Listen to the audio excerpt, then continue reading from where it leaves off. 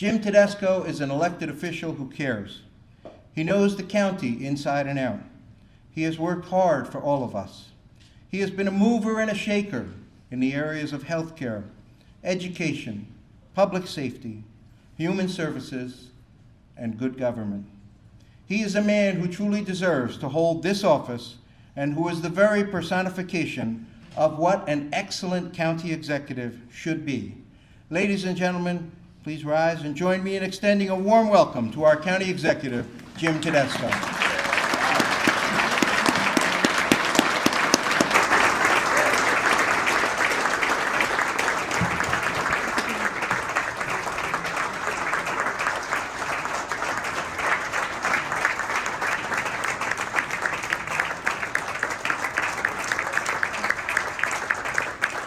Thank you. Tom, thank you for that wonderful introduction and welcome. And welcome everybody to my 12th counties address. Chairman Tonelli, Vice Chair Zur, members of the County Board of Commissioners, Bergen County Assignment Judge Tugno, Prosecutor Masella. I don't think Sheriff Curitan's here, but thank you. Thank you, Cora, for coming. Clerk Hogan,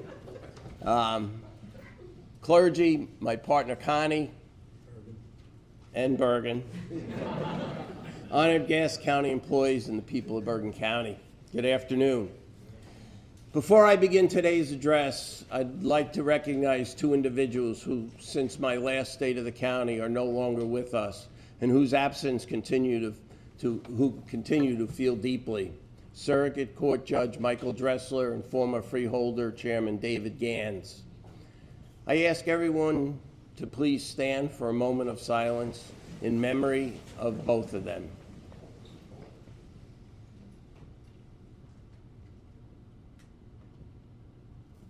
Thank you. Both men had a profound impact on county government. They were dear friends of mine and were true public servants who always worked for the people. Michael and David believed in public service not as a title, but as a responsibility. They governed with integrity, humility, and an unwavering commitment to doing what was right, even when it was not easy. Their commitment to good government and to the people we serve continues to guide our work. It is in this spirit of service, accountability, and progress that I have the distinct privilege of delivering my 12th annual State of the County address here at 2 Bergen County Plaza. Today, I stand before you confident in where we are, proud of what we've accomplished, focused on the work still ahead. The state of the county is strong, and together we are building an even stronger tomorrow where the people of Bergen County can continue to live, work, raise a family, and retire. I would like to start by acknowledging the remarkable job of our county snow operations team has done this winter under the leadership of our Department of Public Works. You don't usually lead by talking about the DPW or snow, but in this winter, that is just what we're doing.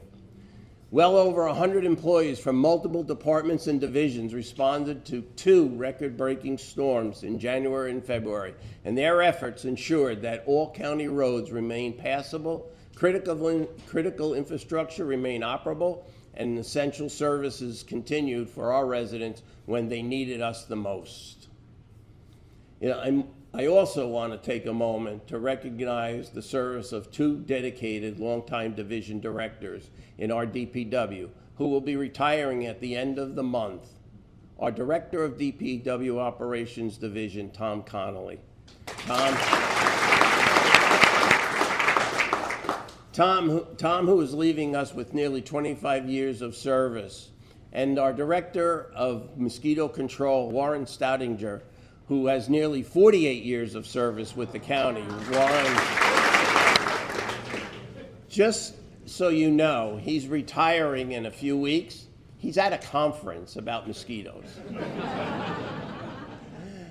Both gentlemen have been integral to the Bergen County DPW, and those will be big shoes to fill in the months ahead. When I first ran for county executive in 2014, I ran with the public safety at the forefront of my platform.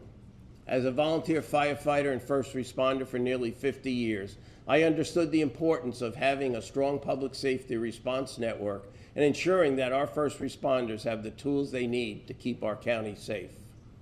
That is why my first act as county executive was to sign an MOU that restructured county law enforcement under one unified command structure. This move streamlined communications, facilitated better coordination, and ultimately strengthened our Bergen County Sheriff's Office under the leadership of Sheriff Anthony Curitin, establishing one of the premier law enforcement agencies in the state while realizing savings for the Bergen County taxpayers. Then we undertook efforts to both establish one unified regional Bergen County SWAT team and introduce body-worn cameras to county law enforcement well before state directives made this requirement.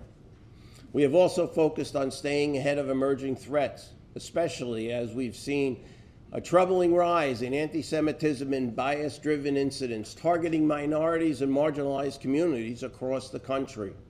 For years, the Bergen County Prosecutor's Office, under the leadership of Prosecutor Musella, has been proactive in threat management, working collaboratively across its intelligence, counterterrorism, and cybercrimes unit, and in close coordination with local, state, and federal partners. In partnership with local law enforcement, the Prosecutor's Office conducts comprehensive risk and vulnerability assessments for schools and houses of worship throughout Bergen County. These assessments identify potential security gaps, strengthen preparedness planning, and improve coordination in the event of emergency. Most importantly, these evaluations position schools and faith-based institutions to pursue state and federal grant funding for security enhancements and targeted hardening equipment. Together, these efforts ensure our institutions are better prepared to deter, detect, delay, and defend against potential threats. We've made historic investments at the Bergen County Law and Public Safety Institute with the construction of the new training annex wing, a cross-disciplinary facility equipped for fire, police, and EMS. The annex, which features a 2-story training mall, a 4-story office structure, and a 2-story mixed-use commercial and residential simulation, is one of the most advanced training facilities in the East Coast, preparing our first responders for the evolving challenges presented in 21st century emergencies.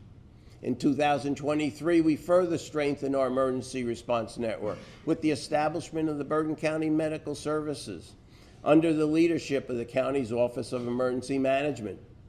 Across Bergen County and throughout New Jersey, we started to see a troubling trend. Our exceptional local volunteer ambulance corps, made up of neighbors who had served their communities for generations, were facing a decline in membership. While the quality of care never wavered, fewer volunteers meant fewer ambulances on the road, impacting quick response times when residents needed them the most. We knew we could not allow that reality to compromise emergency care. Launched without using any county tax dollars and fully funded through federal COVID relief and the American Rescue Plan, Bergen EMS has now become a completely self-sustaining operation. And because we bill insurance, not patients receiving care, we are able to recover our costs and remain completely cost neutral. Today, Bergen EMS works hand in hand with our hospitals and local EMS departments, fulfilling critical gaps and strengthening coverage countywide. In just 3 years, Bergen EMS has responded to more than 23,000 emergency calls here in Bergen County. Quite simply, Bergen EMS is saving lives every single day. Together, these public safety reforms have been the bedrock of my administration over the last 12 years and have created one of the strongest emergency response networks in the entire country, rightfully earning us the distinction as the 9th safest county in the nation and the 3rd safest large county in the United States, according to U.S. World News Report. Another campaign promise I made in 2014 was not to sell Bergen Regional Medical Center. At the time, the future of the county hospital was uncertain. Years of poor management under private operation had left the facility demoralized, underinvested, and plagued by bad headlines. Many were calling for the county to walk away entirely and sell the hospital. But I believed then, and I believe even more strongly today, that this was unconscionable. As a safety net hospital for our most vulnerable residents, the hospital was there for people turned into moments of crisis, regardless of income, insurance status, or circumstance. And it played a critical role in delivering behavioral health services, substance abuse treatment, acute care, long-term care, and emergency medicine for our region. Instead of wiping our hands clean of this responsibility, together with my colleagues on the board of then freeholders, we made a different choice. Shortly after taking office, my administration launched a comprehensive effort to chart a new course for the hospital, one rooted in public ownership and strong nonprofit management, with a renewed mission of care. In 2017, we transitioned to a new operator and reintroduced the hospital to our region with a new name, Bergen Newbridge Medical Center. What has followed is nothing short of a renaissance. What used to be seen as a hospital of last resort is now a leader in innovative, quality, compassionate, and affordable health care. Under the leadership of President and CEO Deb Fisconi and a remarkable team of healthcare professionals, Bergen Newbridge has undergone one of the most dramatic hospital turnarounds in the nation. Morale restored, facilities modernized, services expanded, earning national recognition. And just a few weeks ago, we cut the ribbon on a brand new, state-of-the-art emergency department, more than doubling its capacity and dramatically improving how we deliver emergency care. These are tangible reminders of how far this hospital has come, and it is a clear statement of our commitment to public health here in Bergen County.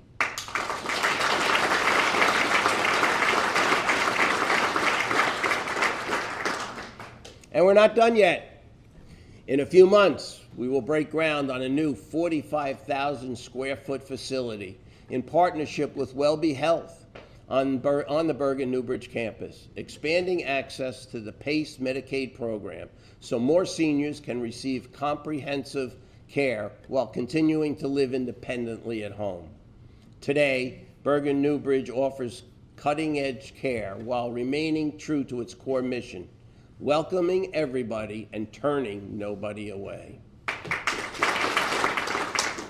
This principle serves as a foundation for another promise I made upon first taking office, to always care for our veterans. Our servicemen and women deserve more than gratitude. They deserve a government that works for them. Because if you can't help our veterans, then who can you help? But until 2017, many veterans across northern New Jersey faced longer than ideal travel times and limited appointment availability for routine diagnostic and imaging services. That's why during the hospital transition, we made it a priority to ensure Bergen Newbridge Medical Center became part of the VA Community Care Network. That decision expanded the network of care available to veterans throughout our region, increasing appointment availability, reducing wait times, and providing more convenient access to services they have earned. Most importantly, this strengthened the overall system of care, including the existing community-based outpatient clinic in Hackensack, by adding capacity and flexibility. Today, veterans across northern New Jersey have more options, shorter waits, and better access. We also made sure veterans would not have to navigate the benefits system alone. Under the previous administration, the county's Division of Veterans Services was severely understaffed, leading to too many veterans without the support they needed. So we rebuilt it, quadrupling the staff in that office. Today, our Veteran Services Division is nationally recognized for helping veterans and their families secure health care, pension, education benefits, and disability compensation. In 2025 alone, our team secured more than $8 million in benefits for Bergen County veterans and their families. Under my administration, Bergen County became the first county in the United States to end veteran homelessness. Not reduce it, not manage it, end it. And today, Bergen County remains one of only a few communities nationwide to sustain a functional zero, ensuring that when a veteran faces a housing crisis, help is immediate and lasting. That is how we honor their service, by serving them. And the promise I made to always care for our veterans will continue every single day that I have the honor to serve as your county executive. My administration also extends that same commitment to our next generation. When I took office, one of the first decisions was to restore $5 million in education funding that had been cut under the previous administration. Because investing in education is not optional, it's foundational. For 12 consecutive years, we have increased funding to both Bergen Community College and the Bergen County Technical and Special Services School District. Commissioner Ortiz, who served on the BCC Board of Trustees, has been a strong voice for keeping higher education affordable and aligned with career pathways. Today, Bergen Community College is the largest community college in New Jersey and ranks #1 in the state for associate degree graduates, providing affordable higher education and workforce training that keeps our economy strong. And our county vocational schools continue to set the national standard. Bergen County Academies, Bergen Tech Teterboro, and the Applied Tech at BCC consistently rank among the very best high schools in the nation. This fall, we'll open a Career Innovation High School, a new model of career-focused education designed to evolve as industry demands change.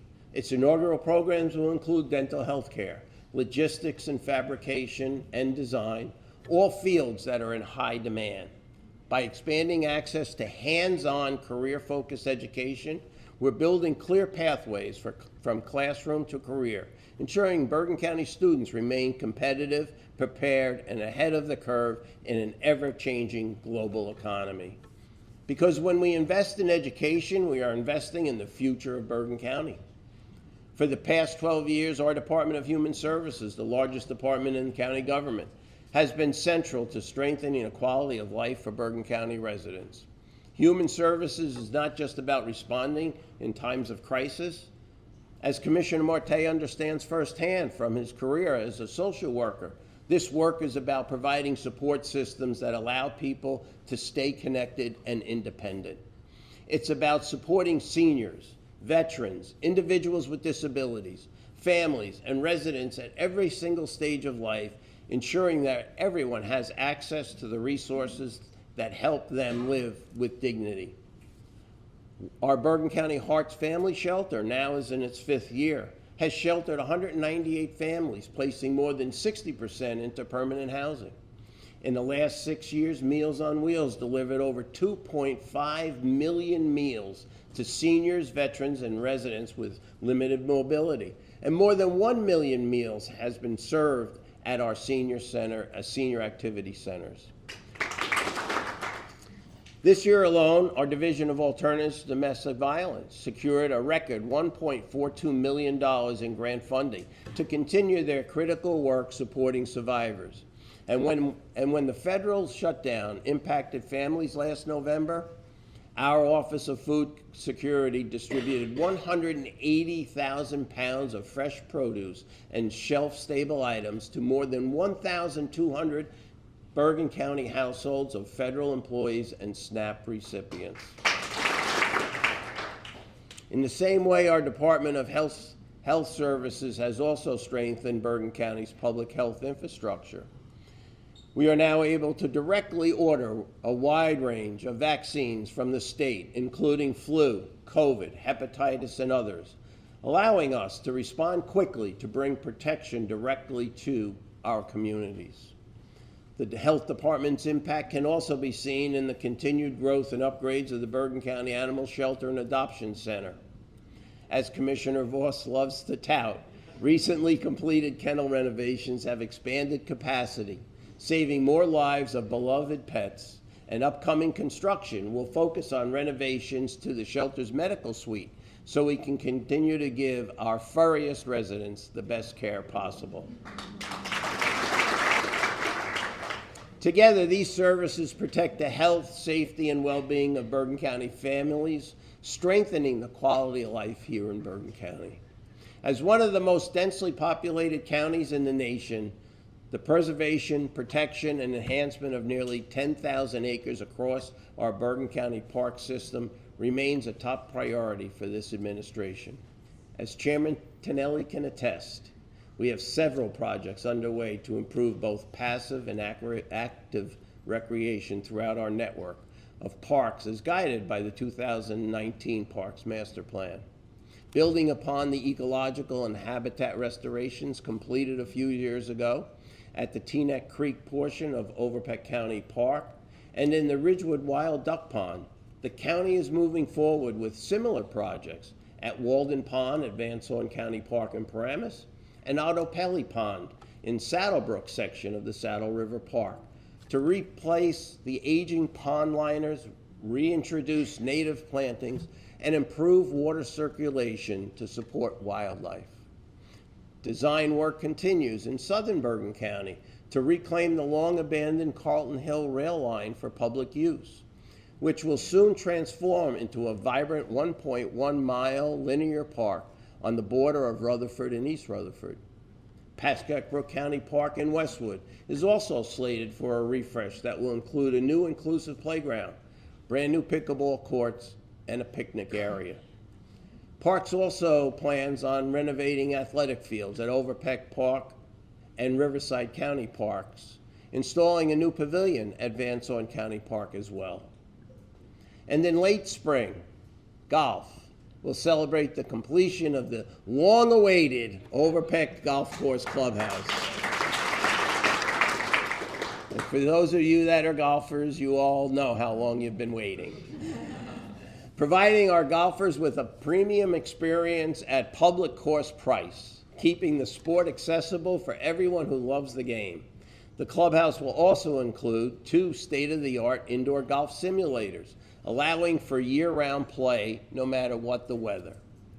With 335,000 rounds of golf played at our courses and record revenue raised in the last year, golf is growing in Bergen County, and we are proud to invest in its future with this upgrade of our 6 county golf courses. The Bergen County Zoo is also entering an exciting new chapter under the leadership of Zoo Administrator Harry Peachy. With plans underway for a new condor exhibit and a comprehensive facility master plan, the zoo is positioning itself for thoughtful expansion rooted in conservation and education. And perhaps most significantly for the future of Overpeck County Park, we are nearing the completion of the capping process in Area 4. Transforming what was once a garbage dump into new parkland. Area 4 represents one of the last major opportunities to expand accessible recreation within Overpeck. In the coming months, I will establish an Overpeck Area 4 advisory committee with representatives from Leonia, Teaneck, Palisades Park, Richfield Park, and the conservation community to help guide the long-term vision of this new space. For 12 years, investing in our park system has been a promise we have kept. And with these ongoing projects and transformative initiatives, along with the routine improvements Parks does every single day, we will continue to strengthen our parks for today, tomorrow, and generations to come. This summer, those parks will play an especially meaningful role as we celebrate both our nation's history and a global moment coming to our doorstep. As the world's biggest sporting event comes to Bergen County this summer, Overpeck County Park will take center stage, ensuring our residents can be part of that excitement right here at home without having to break the bank. On Sunday, June 14th, we will partner with the Meadowland Chamber of Commerce to host a fan fest and viewing party at Overpeck County Park, where families, friends, and neighbors will come together to watch the 2026 FIFA World Cup matches as we celebrate community and showcase diversity of our region. I'd like to take this opportunity to thank Meadowlands Chamber President Jim Kirkos for his leadership and partnership with the county. Then, just a few weeks later, Overpeck County Park will also host the third annual Bergen County Star Spangled Spectacular as we celebrate the 250th anniversary of the signing of the Declaration of Independence. Get ready for a free patriotic afternoon of live music, food trucks, family entertainment, and fireworks with a special performance from the Bergen County natives, the legendary hip-hop group, the Sugar Hill Gang.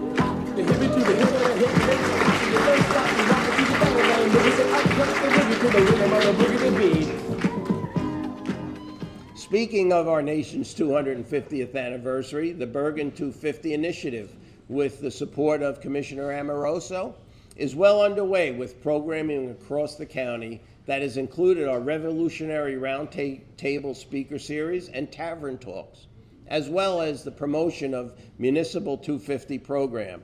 In September, Bergen 250 will host a ceremony in conjunction with the Borough of Rivervale and the Sons and Daughters of the American Revolution to commemorate the Baylor Massacre.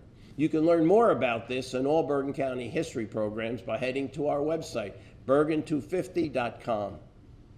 Additionally, I'm excited to announce that in tandem with Bergen 250, Commissioner Zur is spearheading a unique volunteerism initiative that will take place at the end of April called United We Serve. This project will bring students, nonprofits, and volunteers across Bergen County together for a week of mission-driven service projects. If you are interested in learning more, visit unitedweservebergen.org. As we look back on our nation's history, we are also looking ahead, taking deliberate steps to shape the future of our county-owned properties. One of those properties is the site of a 40-plus acre former Bergen County Rockley nursing home. Later this year, my administration, in partnership with the Board of Commissioners, will form a committee featuring representation from the county, Borough of Rockley, Bergen Newbridge Medical Center, the Bergen County Housing Authority, and Veterans Advocate, among others, bringing together the expertise necessary to chart a responsible path forward for this tranquil campus. This committee will be led directly by myself and Commissioner Zur. Throughout my administration, we have also relentlessly pursued shared service agreements, finding ways to save municipalities money. Since I took office, the county's total number of shared service agreements with local municipalities, boards of education, and neighboring counties has exceeded 700. Think about that. Whether it be for mechanical repairs, health services, cooperative purchasing, 911 dispatch, loaning of heavy equipment or more, we are saving taxpayer dollars. One of our newest shared service initiatives, Bergen Fiber, has grown rapidly, with 39 local government entities now connected to faster, more secure broadband internet at a fraction of the cost of private providers. And just today, a county here in New Jersey was hijacked and hacked, and potentially another one. Our fiber has the most security and is the most secure network that there is possible. That's why we have so many towns wanting to be part of the Bergen Fiber network. And as Commissioner Sullivan has long emphasized, shared services are about real savings and real results. Just last week, we were proud to bring Bergen Fiber online to his hometown of Montvale. By switching to Bergen Fiber, our municipalities are joining the Bergen Fiber Highway and cutting their costs by more than 50%. And we are taking that same shared service mindset even further. The Bergen County Utilities Authority and the Northwest Bergen County Utilities Authority currently operate as two independent utilities, each providing wastewater treatment and environmental services under state and federal law. Together, They serve roughly 80% of the county residents and process 38.7 billion gallons of wastewater every single year. Over the past several years, under my direction, my administration, these authorities have already begun working more closely, sharing an executive director in Bob Lau, qualified purchasing managers to share procurement efforts, training programs, and exploring additional operational efficiencies. That collaboration has proven that coordination delivers results. However, they remain separate legal entities with separate finances, rate structures, and governing boards, a structure shaped more by history than by strategic planning. To ensure we deliver the most efficient and forward-looking wastewater and resource recovery services possible, I am directing the two authorities, in consultation with our county administration, to formally evaluate a legal merger into a single unified authority. A merger has the potential to streamline governance, eliminate redundancies, and operate as a more efficient service provider, ultimately positioning the authority for long-term sustainability and innovation. Our priority is maintaining the high level of service our residents expect while identifying smart efficiencies that save taxpayer dollars. We will approach this thoughtfully and transparently, but we will not hesitate to modernize our institutions when it makes sense to do so. We can't look to the future of our county without acknowledging our partnership with the state and my optimism for the Sherrill administration. I want to congratulate Governor Sherrill and Lieutenant Governor Caldwell on their election, as well as all her new cabinet appointees. It was the largest state election since 1998, and I commend Clerk Hogan, Board of Elections Chair Rich Miller, and Superintendent of Elections Deb Francisca, and their employees for processing over 407,000 votes. I especially commend the governor for asking Chris Kaluri to remain as CEO of New Jersey Transit, while also leading New Jersey Turnpike Authority. Aligning those two critical agencies under unified leadership is a practical, common sense step that will improve coordination and strengthen long-term infrastructure and transit-oriented planning. My administration has built a strong working relationship with Mr. Kaluri, and I look forward to partnering with the Sherrill administration on projects that are vital to Bergen County, including the Hudson-Bergen Light Rail Extension, which the governor's transition team rightfully identified as a transportation priority. We are also eager to continue collaboration on the redevelopment of 133 River Street in Hackensack and address the Route 17 bottleneck, projects that will strengthen mobility, provide affordable workforce housing, support economic growth, and improve the quality of life for our residents here in Bergen County. When state and county government work together with focus and purpose, the people of Bergen County benefit. I am confident that under Governor Sherrill's leadership, our partnership will continue to move New Jersey forward. Because after all, we send more tax dollars to Trenton than any other county. We are the economic engine of New Jersey, generating tens of thousands of jobs and making up 12% of the state's GDP at $82.4 billion. We have the largest rateable base in New Jersey, now exceeding $244 billion. We maintain the third lowest county tax rate in the state, and we're the first county in New Jersey to raise the minimum wage for full-time county employees to $15 an hour. Our schools are nationally ranked. We are home to the fourth largest public hospital in the nation, and we remain one of the safest counties in America. Our commitment to shared services, sound fiscal management, and efficient government has made Bergen County more affordable and more desirable, delivering real savings to our municipalities and taxpayers without compromising quality of life our residents expect and deserve. People want to raise their families here. They want to work here, and they want to still retire here. Part of that is because for the past 12 years, this administration has worked every single day to make good on our promises. We have prioritized steady leadership among chaos and unity in the face of division. We have focused on delivering real results and always putting the people of Bergen County first. I want to take a moment to thank our incredible, dedicated county employees who work tirelessly on behalf of our nearly 1 million residents. I am proud, I am so proud of what we have accomplished together over these last 12 years. We have built a government that works, a county that leads, and a community that looks out for one another. So once again to our employees, thank you. Thank you for what you do every day to make this county the best county in the state of New Jersey. On a lighter note, I want to set the record straight about the county dogs. Bergen County was the first county in New Jersey to have a county dog, not Hudson County. And her name is Bergen. Bergen, please stand up and take a bow.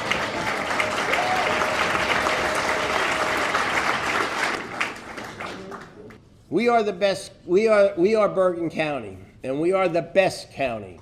We are a leader in the state and in the nation, and an example of what can be done when you prioritize good government, fiscal responsibility, and the needs of the people. Without a doubt, the future of Bergen County is very bright.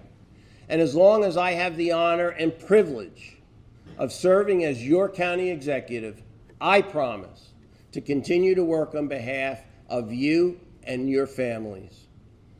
Thank you for taking time out of your day to be with us. Thank you. May God bless these United States, the state of New Jersey, and our great county of Bergen. Thank you all for being here.